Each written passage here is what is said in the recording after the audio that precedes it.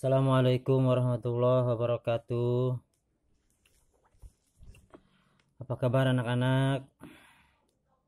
Semoga kita senantiasa dalam ridha Allah, dalam lindungan Allah, dan senantiasa dalam keadaan sehat walafiat. Amin ya rabbal alamin. Kemarin Bapak telah ngoreksi apa yang telah kalian kerjakan. Bapak yang ngoreksinya secara objektif ya, yang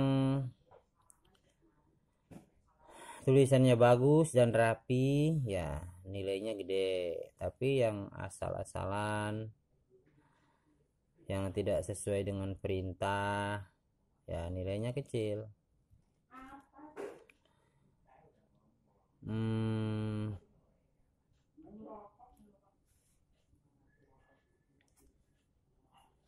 Baiklah anak-anak,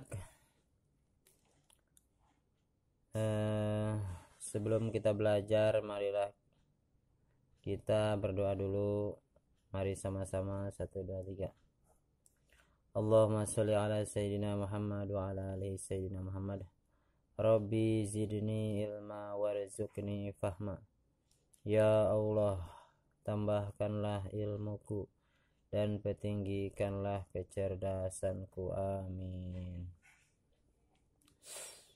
Kemarin kalian sudah menulis artinya ya, cuma Bapak belum menjelaskan artinya.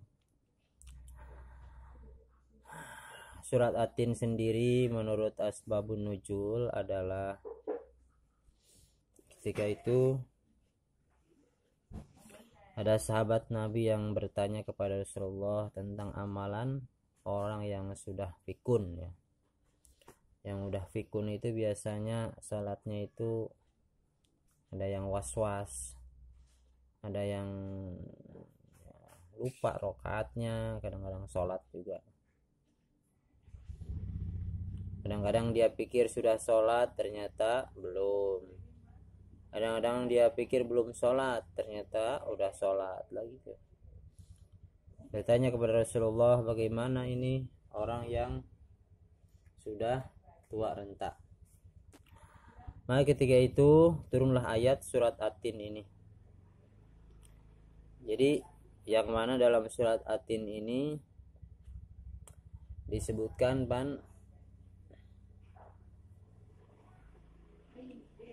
innalladzina amanu wa amilus solihati falahum ajrun ghairu mamnun. Diartikan oleh para mufassir di situ bahwasannya kecuali orang-orang yang beriman dan beramal soleh, maka baginya pahala yang tiada putus-putus. Jadi bagi orang yang beramal soleh sebelum dia fikun ya, maka dia mendapatkan pahala yang tiada putus-putus.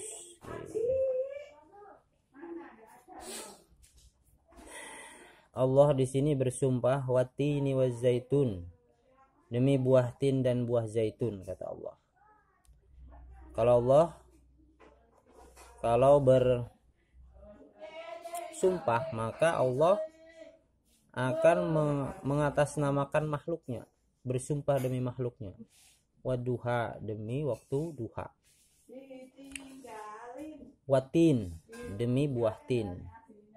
Wal asri, demi waktu asar. Nah, itulah sumpah-sumpah Tuhan, sumpah-sumpah Allah akan memakai makhluknya atau yang diciptakannya. Tetapi kalau makhluk Allah seperti kita, kalau bersumpah itu harus menggunakan nama Allah.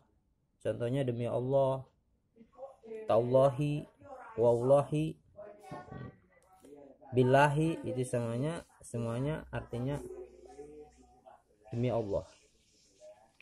Misalnya ditanya bulan suci Ramadan, kamu puasa enggak?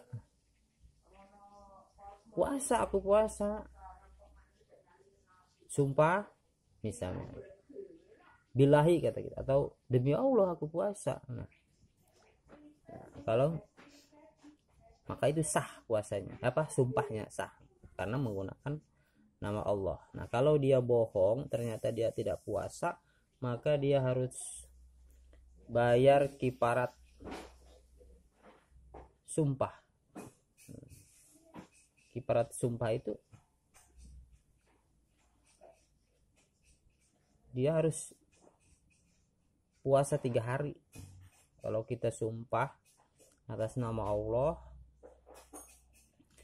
ternyata bohong, maka kita harus membayar kifarat sumpah itu puasa 3 hari.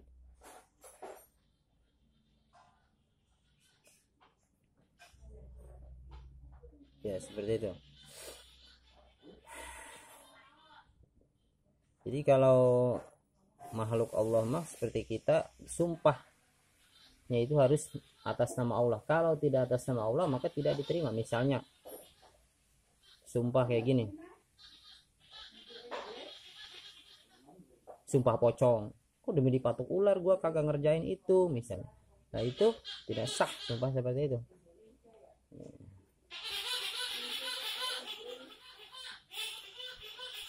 Karena itu tidak kena dam entarnya, jadi tidak kena hukuman. Tidak seperti sumpah kepada Allah kemudian ternyata bohong, dia itu harus bayar kifarat sumpah. Kalau sumpah kepada selain Allah ya tidak sah, karena dia tidak kena dam entarnya, tidak kena hukuman. Baiklah anak-anak, di sini adalah artinya yaitu Allah bersumpah. Kata Allah, watini wa zaitun, demi buah tin dan buah tin, wa turi sinan, demi gunung Sinai,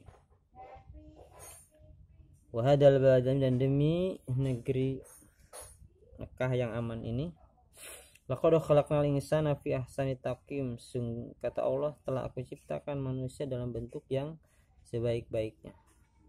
Summa radadnahu asfala safilin, dalam bentuk yang sebaik-baiknya artinya ya sudah diciptakan badannya dengan akal pikirannya. Jadi tidak bisa dikatakan sempurna kalau seandainya hanya punya badan saja tanpa akal pikiran. Contohnya hewan itu tidak bisa dikatakan sempurna karena dia tidak bisa berpikir, tidak punya akal. Tapi manusia walaupun misalnya kakinya patah atau gimana, ia tetap sempurna. Kenapa? Karena dia punya akal pikiran. Summa radadnahu asfala safilin, kemudian kembalikan kata Allah kepada tempat yang serendah-rendahnya. Tempat serendah-rendahnya ini kita bisa menurut ilmu fasirin di sini berkaitan dengan nuzul Quran asbabun nuzul tadi, bahwasannya asfala safilin ini dikembalikannya kepada waktu bayi gitu, yaitu waktu ketika seorang udah tua renta, maka keadaannya itu seperti bayi lagi, dimana pendengaran susah untuk mendengar, tidak bisa jalan, gigi tidak ada lagi dan sebagainya. Itulah menurut ahli mufassir pengertian serendah-rendahnya itu adalah seperti itu. Tapi ini adalah umum sekali, ada juga para ulama yang mengartikan bahwasanya serendah-rendahnya itu bagi orang yang tidak bertakwa kepada Allah, maka dia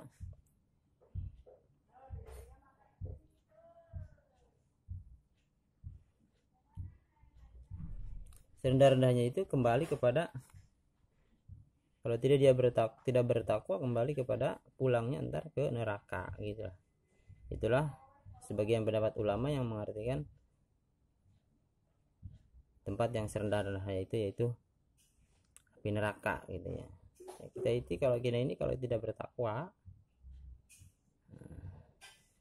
otomatis tempat kembali kita adalah seburuk-buruk tempat, serendah-rendahnya tempat, yaitu neraka ya. Ilal ladzina amanu wa amilus sholihat, kata Allah, kecuali orang-orang yang dan beramal soleh, falahum ajrun ghairu mamnun. Nah, di sinilah